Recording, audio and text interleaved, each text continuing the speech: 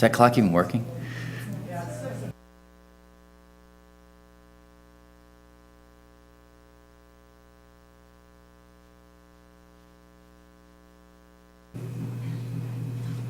All right, ready?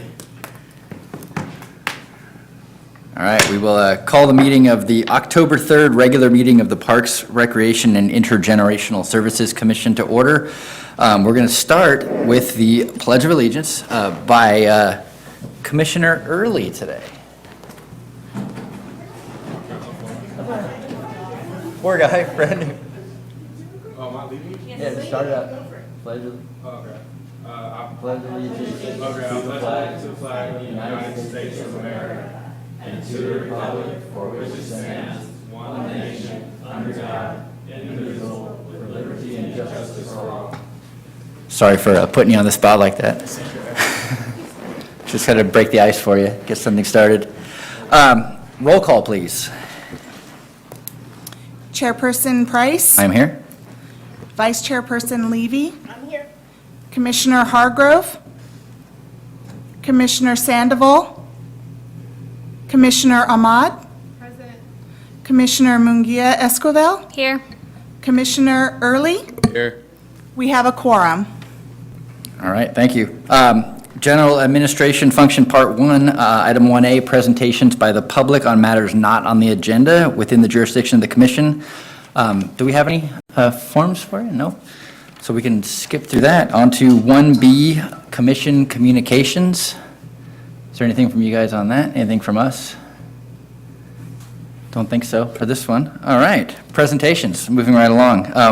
Item 2, which is now being tabled until the December meeting because Jerry is sick.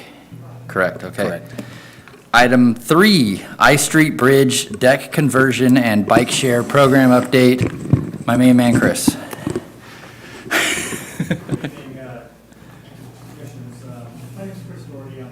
Microphone. Got me now? There you go. Okay, start over. Good evening, Commissioners. My name is Chris Doherty. I work for the Public Works Department. I'm a senior analyst.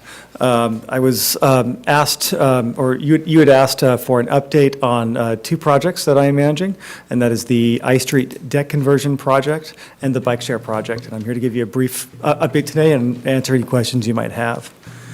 I'll start with the I Street deck conversion project. This summer, the city kicked off a feasibility study to determine if converting the existing I Street bridge to a bike and pedestrian-only bridge was a feasible project. That feasibility study was funded by Caltrans to the tune of $225,000. That study will do the following. It will secure the necessary permitting, both from our flood control districts and Union Pacific to maintain that access for the city. We will complete a preliminary design of the new access ramps that will connect to it and maintain that upper decking and provide us cost estimates. And we'll draft a strategy to fund the project moving forward that will probably include a public-private partnership. The project recently assembled a technical working group with members from both the City of West Sacramento and the City of Sacramento. In addition to the working group, both cities have placed 2 members in an ad hoc committee to help guide the project forward. Over the next few months, we are kicking off the first meeting of the ad hoc committee and meeting with the technical working group to move forward with our strategy to work on those permits. And begin, and we'll have the preliminary ramp designs completed so that we can explore what those impacts will be and what their opportunities are, so we can begin having that conversation with Union Pacific to grant access on there. We expect to have that project wrapped up next summer. I'm available for any questions you might have on this project, or I can give an update at the next one and do Q&A after. Any questions over here? Questions over here? I got one question. So this is all contingent on this, what are we calling it, the C Street Bridge Yes. happening? Guess I should have backed up. That's all right, no. So what's the timeline on this whole thing happening? So we are replacing the I Street Bridge with what we're, on our side of the river, calling the C Street Bridge, or it's the I Street Bridge Replacement Project. That is moving forward. They just released the environmental impact report last week, and that should be wrapping up in the next few months. But we expect to go into construction into that project in 2019, with construction finalizing in 2021. They're building a brand-new lift bridge structure that will connect from the existing C Street landing to Rail Yards Boulevard on the other side of the river. Perfect, thanks, Chris. Any other questions on that part? All right, thanks. And then I'll move over to bike share. In May of this year, SACOG, in partnerships with the City of West Sacramento and Sacramento, launched a preview of our regional bike share system. You've probably seen the bikes around town in our various hubs. We have 8 hubs over in the City of West Sacramento. There are 6 hubs on the City of Sacramento side.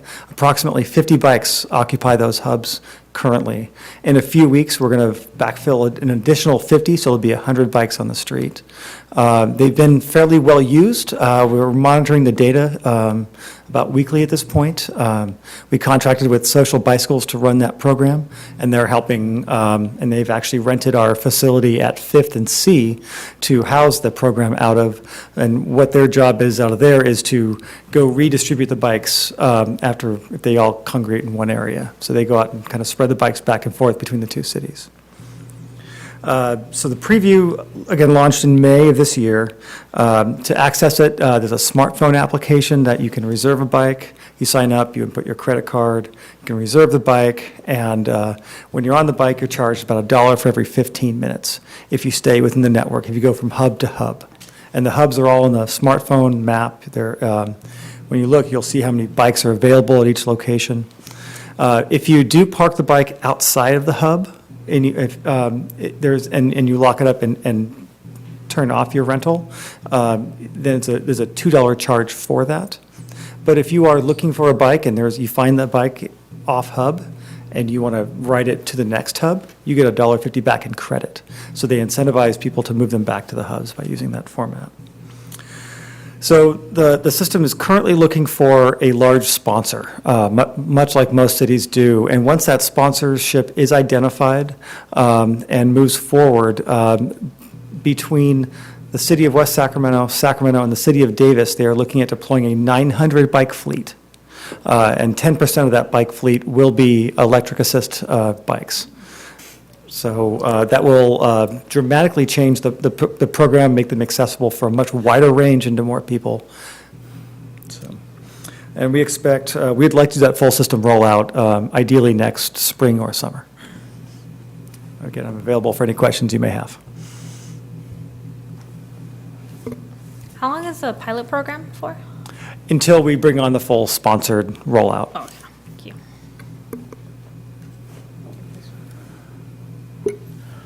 Do you have any sponsors lined up yet, or has anybody shown interest?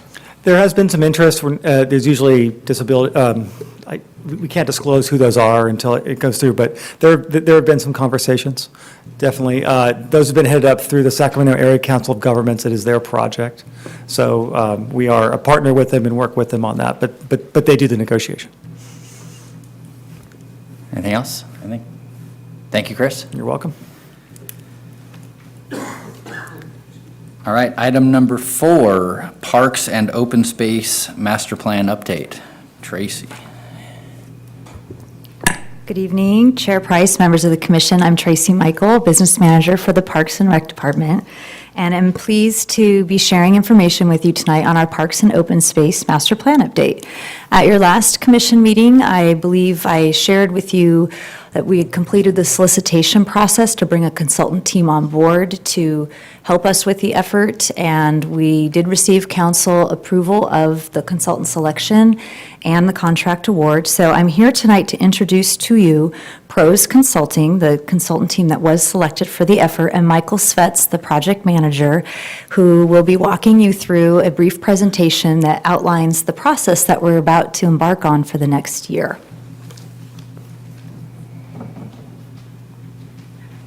Thank you, Tracy. I'm done now. I appreciate the opportunity. What we like to do with these projects is not wait till the very end to kind of give you all the information. So the idea is to get in front of you all, kind of to present the process, present key findings at a point, probably sometime late winter, early spring, recommendations, trying to connect the dots between the key findings and recommendations, and then finally come to you with the final plan, with the hopes that you all would recommend for approval to City Council going forward. So tonight, as Tracy said, is really just an overview of the process that we will run through with the city. We've actually already begun, and I'll give you kind of an update on where we're at as we go through this. So just very quickly, I knew that was going to happen. It worked fine before, right?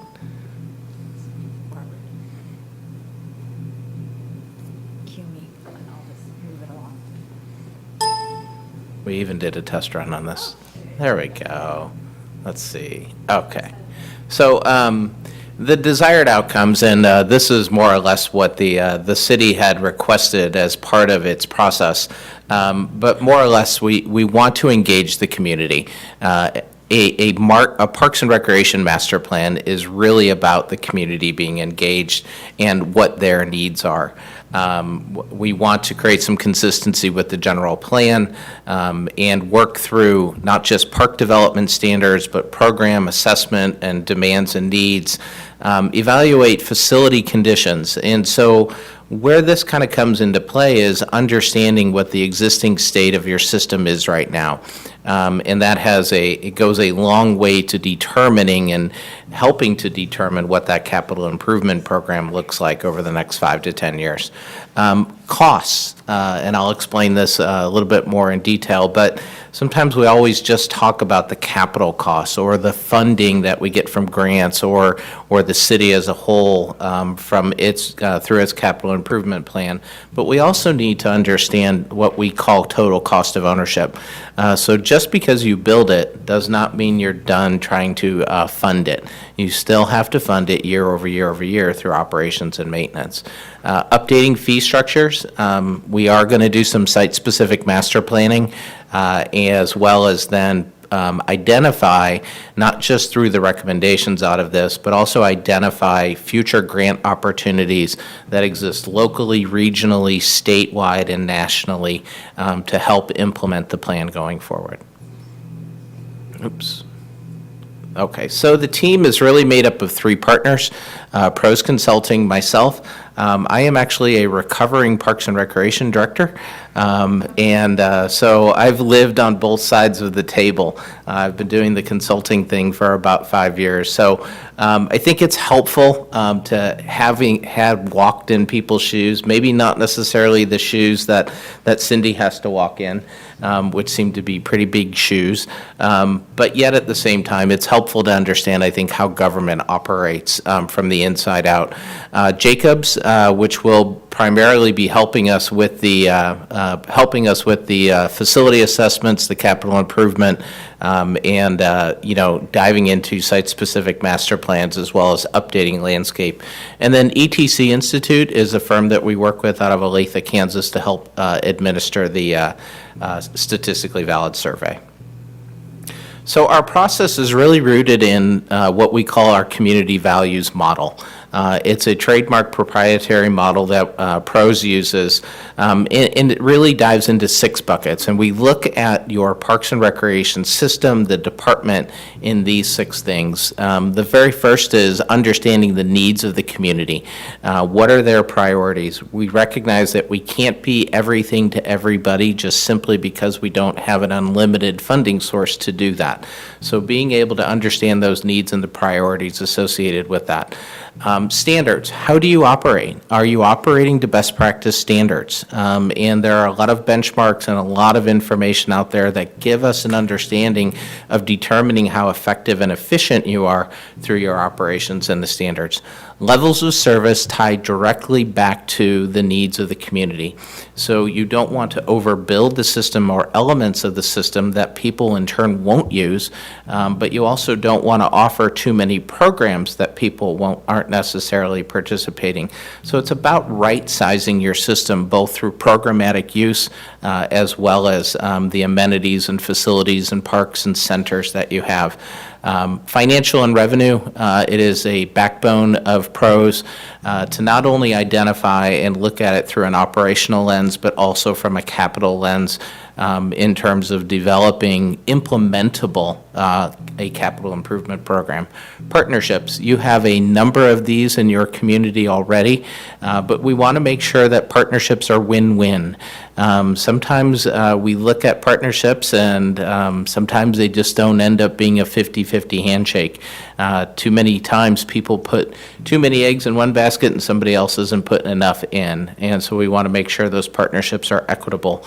And there are differences between having a public-public, a public nonprofit, and a public-private partnership.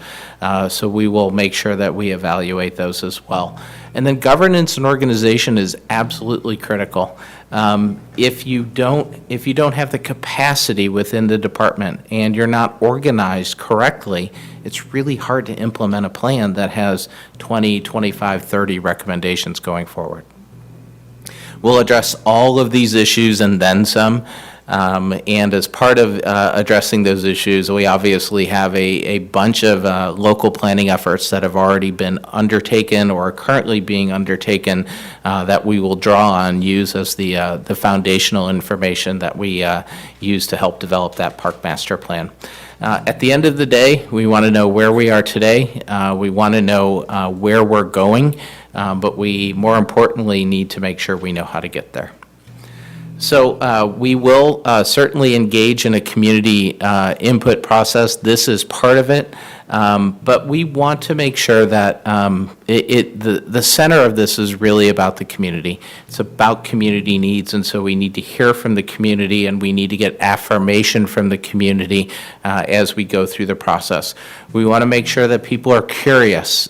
We want to make sure that we are clear about what this plan is and also what the plan isn't.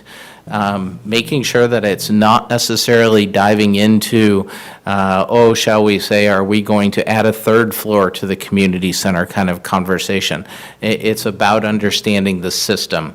We want to be creative in our processes, and at the end of the day, with the community, we want to instill confidence as we go forward. We want to make sure that they have confidence in the department, they have confidence in the city, and they have confidence that they've been heard, so that in turn their needs can be reflected through the delivery of the system.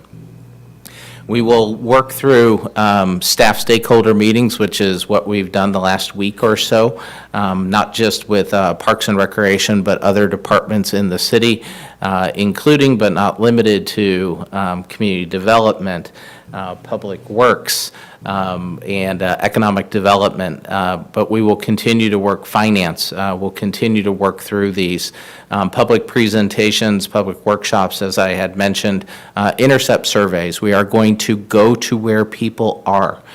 We're not going to ask people to come to us. We're going to go to them and ask them what is most important and what is most needed in the system. As far as we are also developing a website that will continually be used to update the progress of the project as we go forward.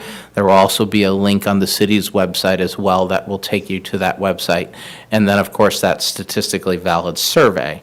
So a statistically valid survey is really, it's scientific and it's defensible. It's a random sampling of your community, and it gives you an understanding both geographically and demographically what the needs are of the community. It's administered by mail, by phone, by web. More often than not, it takes about 3 to 4 weeks to get the 375 surveys back, just simply because used to rely on mail and used to rely on phone, but now folks have the opportunity to fill it out online. We're targeting 375 surveys. A confidence level simply means that if you did this survey 100 times, you would achieve the same results 95 out of the 100 times. And that's pretty defensible and solid going forward. The one thing about ETC is they are the best at doing this kind of community surveying work. We've worked with them for the last 20 years, and they have, their surveys have been directly tied to over $2 billion worth of voter approved initiatives in parks and recreation systems across the country. As far as, we certainly obviously need to understand the state of the system as it exists today. Jacobs is going to take the lead this month in getting out and not just completing a site inventory, more or less affirming what Sam already knows, but also giving us an opportunity to evaluate it and assess it in terms of what its asset condition rating is. So what's the condition of it? We do this all the time with our own homes. Is it time to replace the carpeting? Is it time to replace the lighting? Is it time to get a new vacuum cleaner? These are things that we do consciously every day with our own possessions. We're going to take a holistic look at the park and recreation system and make some recommendations on where improvements need to be made, not just today, but also looking 10 years out. As far as equity mapping goes, we will look to understand what the gaps are in the system.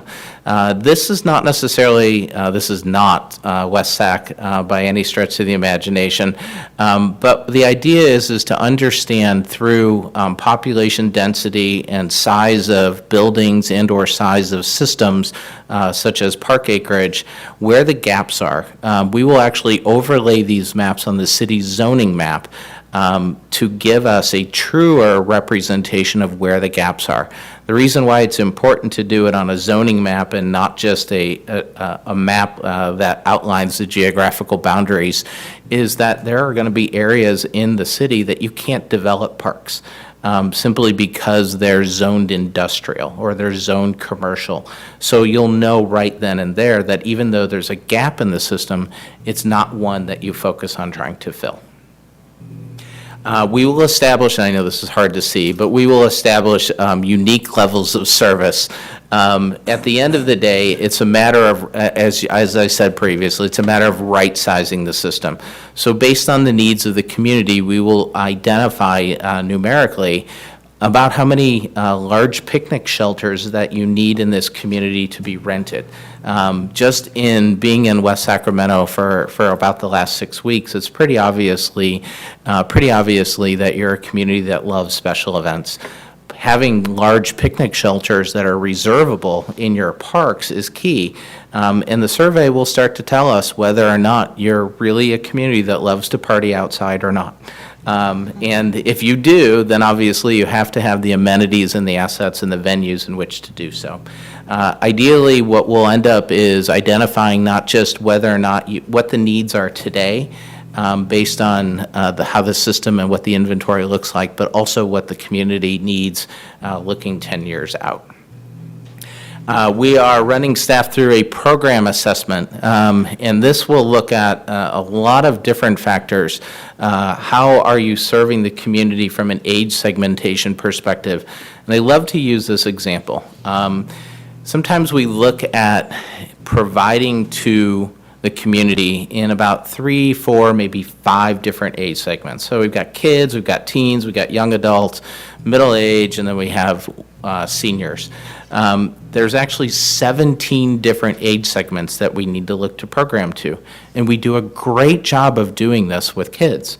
Under 18, we do this because of school, right? So 0 to 2, 3 to 5, 6 to 8, 9 to 11, pre-teens and tweens. But when we get to 55 and older, what do? We lump everybody into 55 and older. And there are very different needs from 55 to 60, 60 to 65, and so on and so forth. So it's important to understand how you're serving the community, but who you're specifically targeting with that. The other thing that we will look at through the community and some demographics is ethnicity. ethnicity and cultural differences and similarities and uniquenesses drive recreation trends. And so understanding the diversity of the community, it's not a one-size-fits-all. And so understanding that and looking at your programs and your participation. One other thing, and I've warned staff about this, is simply programs have life cycles. Some of them will last forever. But programs such as lacrosse, programs such as pickleball, weren't big 5, 10, 15 years ago. Now they are. And so we have to be willing to let go of some programs to be able to create capacity so that we're able to introduce emerging trends and programs that meet emerging trends in sports and activities. So at the end of the day, we will create priorities. We will use data to prioritize not just programs, but facilities as well. It doesn't mean that the things at the bottom aren't things that you don't end up not doing them. It just means that you're very strategic. So I always love to use a skate park as an example. Skate parks are certainly something that will probably not resonate with everybody in the community, and it's probably not going to be a high need or be prioritized because who's using that is a small segment of the population. But, you will have a need to fill from a skate park perspective. So what do? You build one. It's not like a playground that you put in every park, you put one out there. So that's an example of something that, though it may be lower on the scale in terms of priority rankings, at the end of the day, it doesn't mean that you don't do it. You're just strategic in terms of where you locate it and how many of them you actually put out there. As far as the plan goes, we are going to do site-specific master plans. As part of this, we're also doing some additional work. Actually, Jacobs is taking the lead on this, doing additional work for economic development, in particular in the Pioneer Bluffs and Locks area. But we will be doing a couple of site-specific master plans as part of this process. Once we kind of get the data back from the survey and start to understand what the needs of the community are, we'll start to engage the community around a couple of these projects. As far as, you heard me mention this, but everything is going to be rooted in what we call total cost of ownership. So you have the capital investment, you have the ongoing operational and maintenance funding that's needed to manage and maintain that initial investment. But we also know that nothing lasts forever. So for example, a playground is supposed to last 15 years. If you get 16 out of it, you're doing a great job. The challenge with life cycle replacement is if you don't have the appropriate amount of money invested on the O&M side, you'll never get that playground to last 15 years. So now maybe that playground needs to be replaced in 10 years or 12 years as opposed to 15, so the bill becomes due. I always love to use this analogy that simply says, buy a new car, but don't change the oil. What happens? You're going to have to be replacing that car a lot sooner than you had anticipated. So it's understanding total cost of ownership of the system. This in turn will kind of spin itself off into a capital improvement program, and instead of having a laundry list of projects, we will end up with 3 buckets. The first bucket is really just that life cycle replacement bucket. What playgrounds do we need to replace in place? And so I think one enhancement that will certainly come out of replacing playgrounds is making sure that part of that cost is so that we shade them. But that's really about life cycle replacement. Bucket number 2 is how do you take your existing system and add opportunities to it? So though we always think about trail systems as long linear mileage associated with getting from point A to point B, sometimes what people want is they want a loop trail in a park close to their home. And so if it comes out, and I'm almost guaranteeing that trails and walking is going to be high on your priority list, we will look for opportunities to enhance your existing system with such things as loop trails in parks without necessarily having to build brand-new parks and buy new land and develop them from the ground up. And then you have that third bucket. That is the big picture bucket. That's adding miles to your recreational trail system. That's building new parks. That's acquiring land. And so the reason that we like to do this is simply that there's different funding strategies associated with accomplishing each of these buckets. You're going to have a hard time trying to find grants to do life cycle replacement, for example. So you can say that grants is a funding strategy that you can go after, but we want to be very specific as to which projects line up with which grants. Life cycle replacement, more times than not, is going to be simply about competing with the general fund dollars that are available for capital improvements. But we have to make sure that we prioritize this accordingly. So we will run the city through a funding strategy plan that is very specific to the city, what works for this city, what doesn't work for this city, maybe what's been tried. We may have a funding strategy that we think is great. Finance may come back and say, no, we've tried that, it doesn't work here. So it doesn't make sense to include that type of funding strategy in the plan. And then, as I said, we'll align them with each of the three buckets. And then, of course, we will do an environmental analysis. More or less, it's a technical memo that ties back to the general plan, and Jacobs will be taking the lead on this as well. We will develop this into an action plan matrix, and actually, having been a Parks and Recreation Director that implemented a PRIS Consulting master plan about 10 years or so ago, I can tell you that this action plan matrix is a Bible. It not only says what you need to do, but it gives you an understanding of all of the different tactics associated with accomplishing any specific strategy, but it holds people accountable. There are going to be strategies that come out of this Parks and Recreation Master Plan that touch other departments. Community development will likely be involved. Economic development will likely be involved. And so understanding who has skin in the game to help implement these strategies is going to be important. And that we prioritize this based on a realistic timeline of when you can do these things. And of course, determine a performance measure. It's great to have a plan, but how do you know whether or not you actually accomplish the strategies within the plan? And then obviously the implementation plan as a whole ties into not just the matrix that I just showed, but obviously the funding strategies associated with it. Questions? This is going to take about a year. Any questions down here? About a year? Questions over here? No, thank you. I think that's This is it. just the beginning, so Yeah. I'm sure as we start bringing back information, you'll have more questions as we go. Very thorough. Okay. Thank you so much. Appreciate your time. Thanks.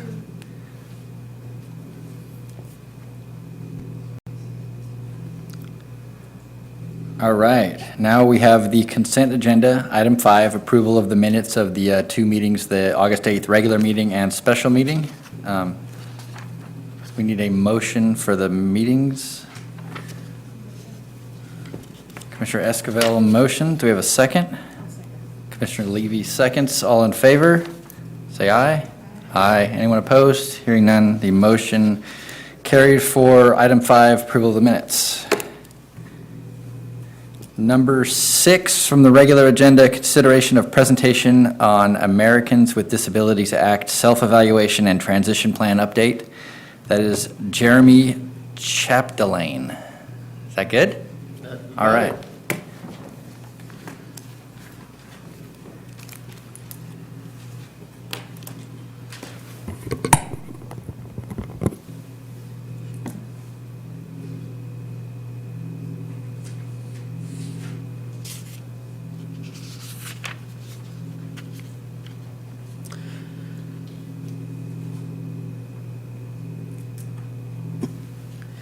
Good evening, Commissioners. I appreciate the opportunity to share with you the current progress on the City of West Sacramento self-evaluation and transition plan update.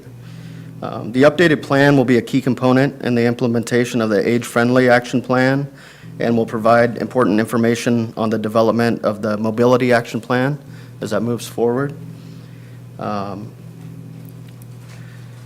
That's why we just wanted to bring it before the commission tonight. We know those other items have been on recent agendas, and we just wanted to present the process, where we're at in the process, and how those tie together.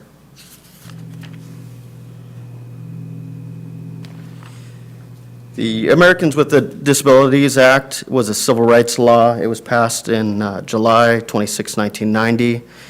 Prohibits discrimination on the basis of disability, same rights for disabled individuals as individuals without disabilities. It's often referred to as equal rights for accessibility. Along with the ADA,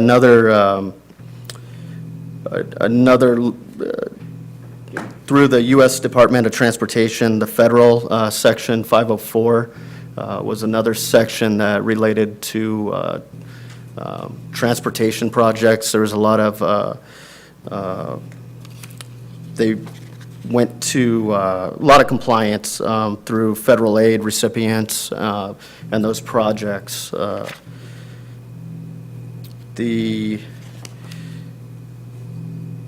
Under the ADA, city governments are required to complete a self-evaluation of their facilities, programs, policies, and practices 1 year after the law became effective. As part of this evaluation, cities specify remedial measures that will ensure compliance. Also, any city with 50 or more employees must have an ADA transition plan for any structural changes that can't be achieved within 1 year. That's where the self-evaluation and transition plan comes into play. The original City of West Sacramento ADA transition plan was compiled by the city in 1993 and has been updated continuously over the years. The city has actually been pretty proactive with that plan. There hasn't been, aside from the federally funded programs, until recently, the state hasn't been too involved. I mean, the plans are there, everybody knows, but a lot of it went by the wayside on some of the projects.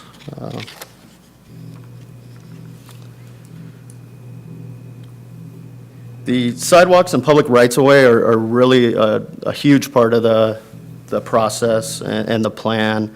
As I mentioned before, the facilities are also a part of it, parks. But the pedestrian access routes require the most data, surveys. So over the years, just a ton of work has gone into that with all the updates. A pretty substantial update was completed in 2010, and we have a lot of data off of that right now that we're working with. It was the beginning of a lot of the Excel and CSV formatted reports. Before that, it was just a lot of Word reports and pictures and a lot of legwork on the reports. What's exciting about the current update is we've been able to take that to the next level with our consultant, just between the technology with the tablets that we're using for the surveys and the field work. Combined with the GIS capabilities we have now, we're going to be able to pinpoint and just be a lot more active as we go forward with those updates, as well as how we tie it into our engineering and as we put together new projects and get those updates.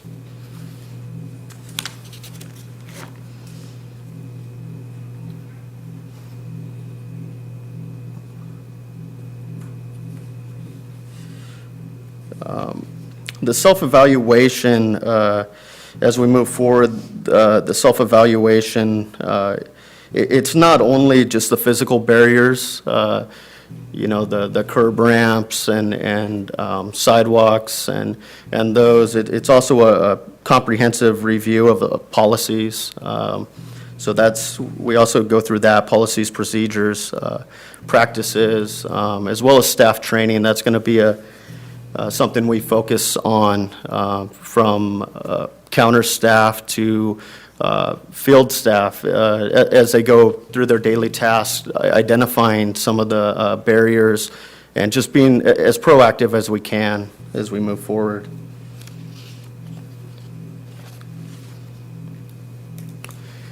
In regards to the transition plan requirements, the intent and purpose of the plan is to set forth the written process and method that we modify, replace, and remove those compliance issues. The main objective, as I mentioned, plan and remove the structural barriers, and then the other items between the finding and recommendations, schedule of barriers, that's just how we execute the plan, and that's what will go into this transition plan as we move forward. Currently, staff continues to analyze and prepare the data collected for incorporation into the current draft of the plan. Currently, what we're entering into right now really is the public input process. Over the next few months, the notices that are in your agenda packets, that's a draft of some of the notices that will go out on facilities, parks, those places to initiate some of that public input. It'll also go on the websites. And then it will also, as we move forward with the other action plans, we'll be involved in some of those meetings as well, getting input for that age-friendly action plan and the mobility action plan. All comments from the public outreach will be reviewed and incorporated into the final draft. And then that plan, we intend to get that to council probably late February, early March. It's just going to be a matter of what comes up through the public input and how those items get prioritized as we move forward and put together the final draft.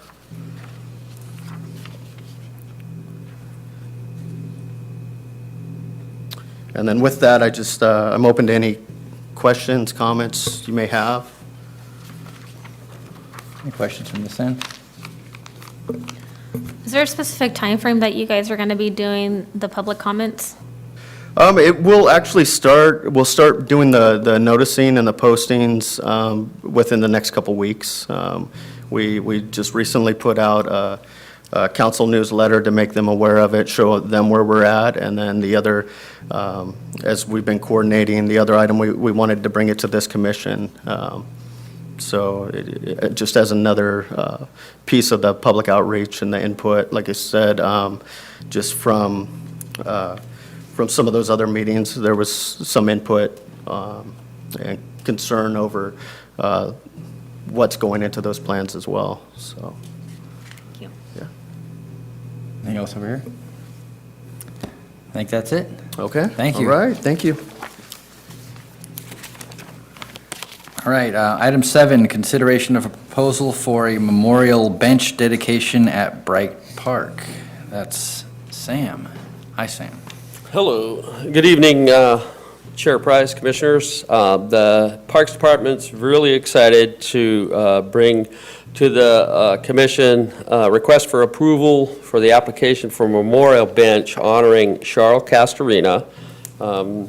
The City Council approved a public memorial dedication policy. The Castorina family and friends have met all the requirements of the policy, including fundraising, the completed application, and the approval by the Director of Parks and Recreation.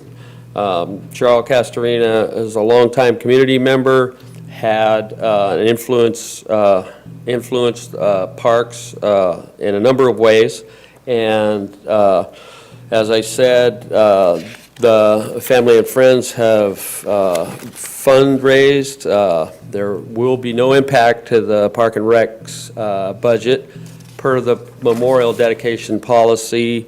If the commission approves the bench, the All costs associated with dedication, production, installation, and any long-term additional maintenance costs will be covered by the funds made available by the family.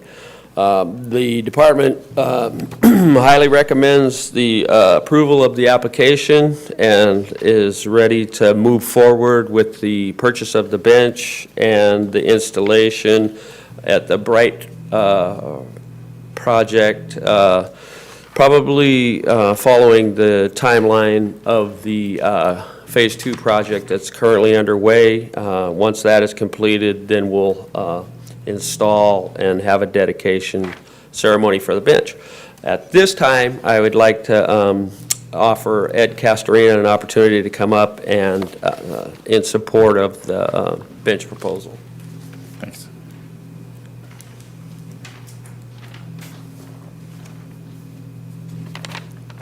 Good evening, Commission. One thing I really wish is that you knew Cheryl Castorina. If you knew her, you know that she was an honest person.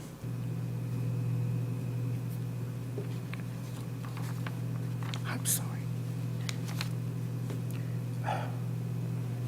We both came to West Sacramento in 1953. We both ended up here.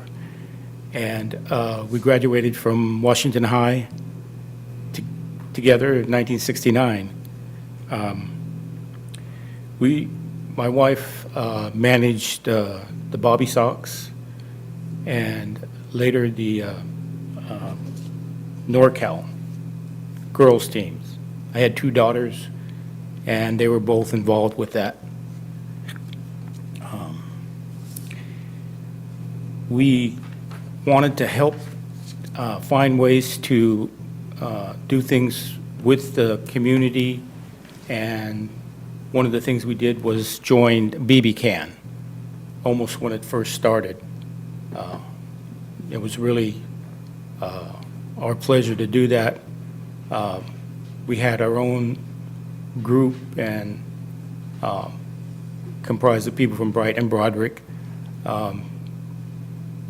Things we saw that needed to happen was the kids on the lower end of the scale of economic, and we had fundraisers at the VFW and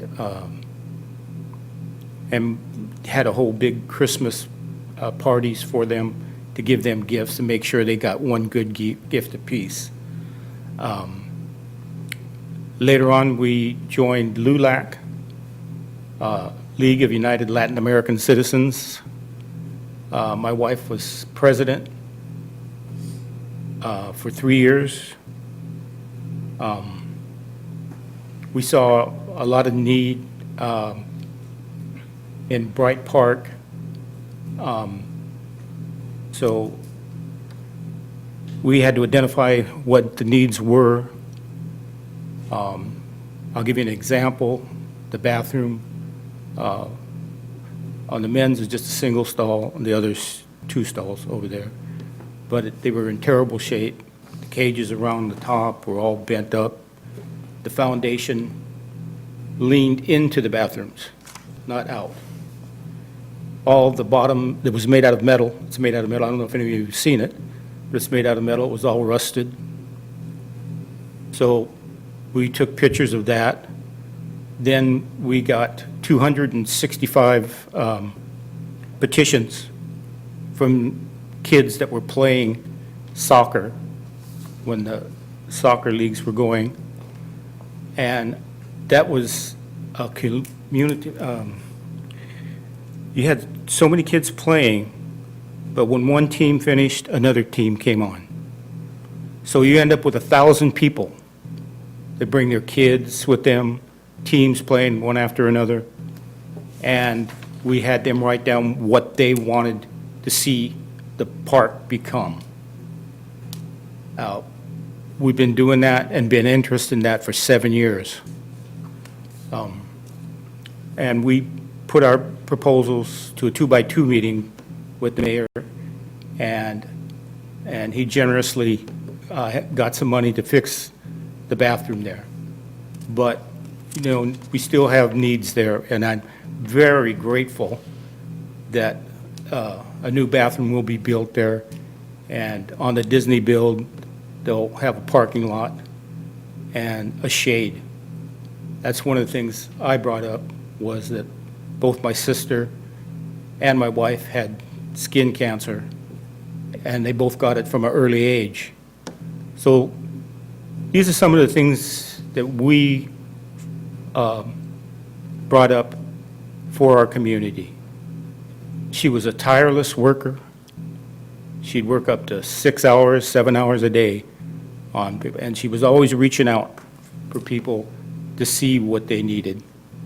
We were on the Measure V, and we tried to give some insight into that.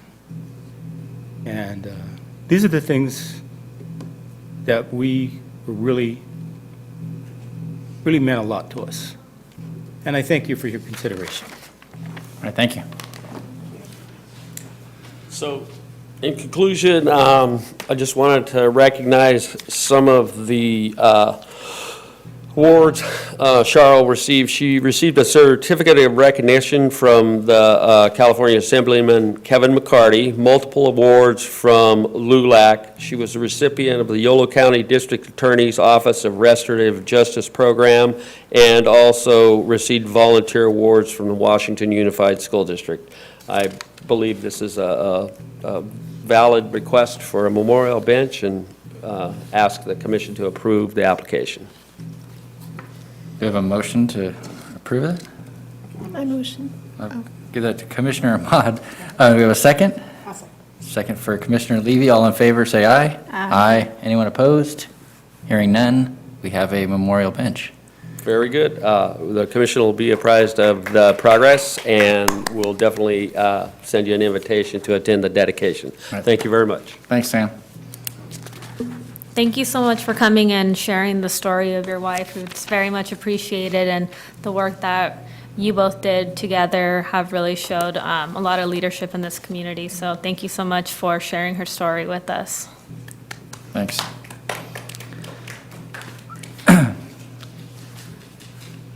All right, General Administration Function Part 2.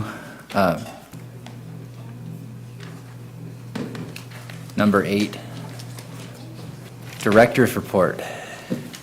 Hi, good evening. Cindy Tuttle, Director of Parks and Recreation. Thank you for this opportunity to speak. I have a couple of reports for you tonight. The first is actually a report on Bright Park Phase 2. That is on schedule and scheduled to be completed in December. So we'll be looking forward to those improvements coming along very nicely. This past weekend, we had West Sac Cyclocross Grand Prix, and our very own Greg Price was one of the over 1,000 registered racers at this two-day event. We had some international racers there as well, so the event has definitely grown. It went from a one-day to a two-day event. It was very well attended. Seemed to go off without a hitch. I would look to Commissioner Price to talk about his experience, and maybe he could share that with all of you. My experience was very short, and it was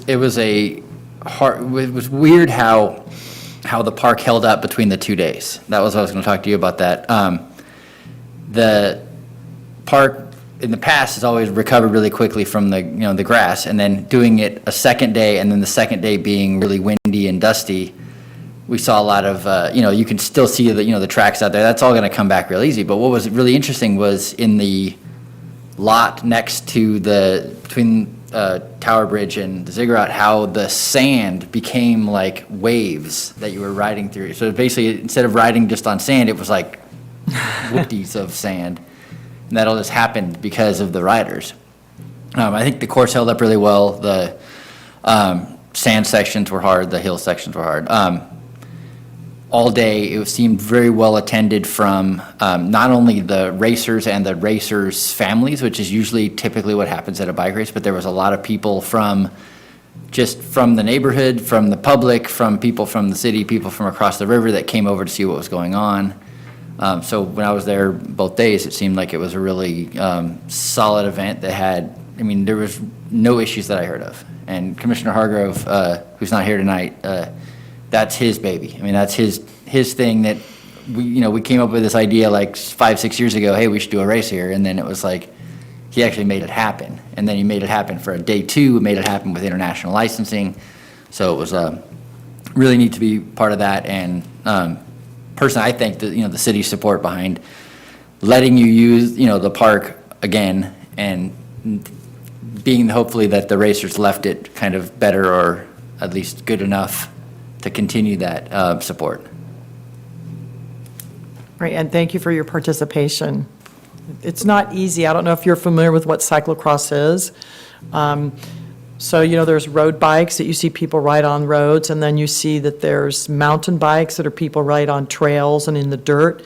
This is a cross of those, but there's obstacles involved as well. So you'll often see riders having to dismount and get back on their bike.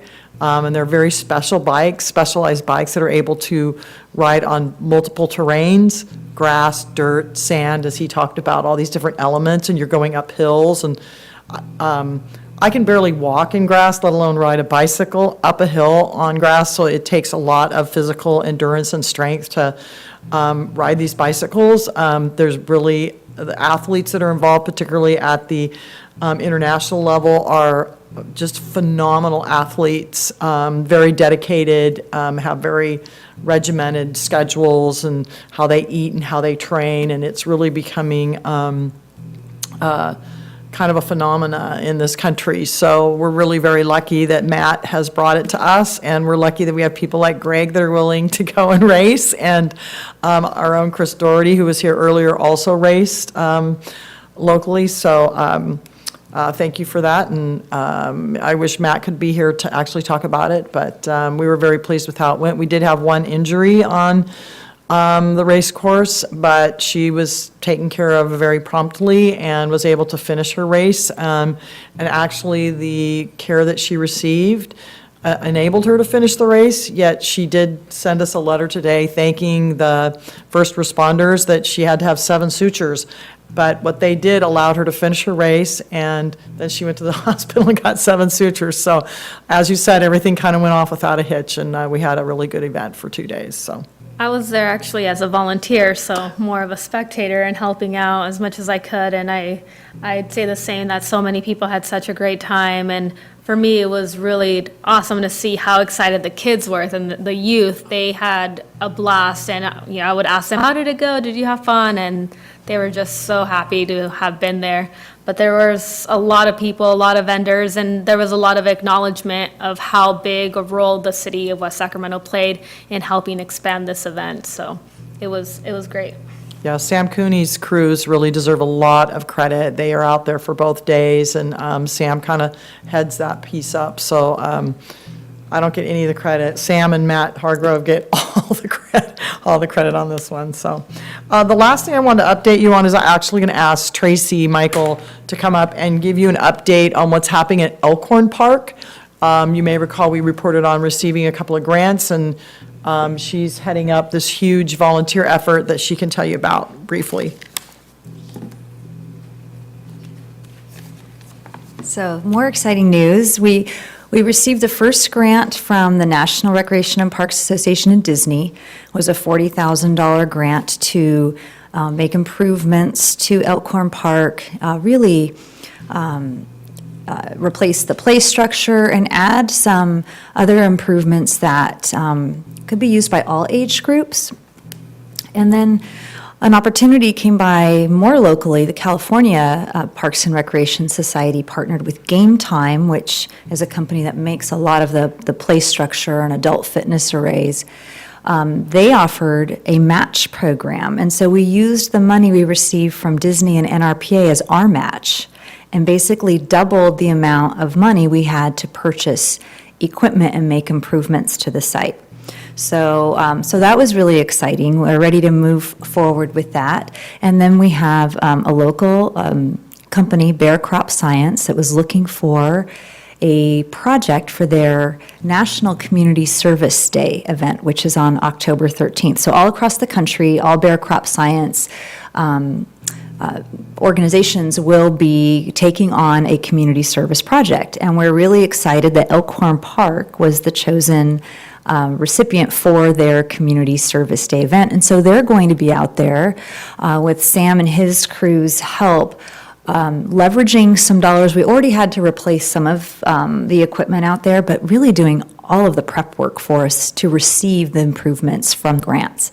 So they're going to be helping us improve the pathways, adding more DG and creating more set boundaries, a more complete path system in the park, helping us to paint and replace the picnic tables and benches and horseshoe pit and the shade structure, and then helping us to deconstruct the older play equipment to make room for the new play equipment to come in. So really, we haven't valued that, that effort yet, but it's going to amount to over 120 people have signed up to volunteer through the company.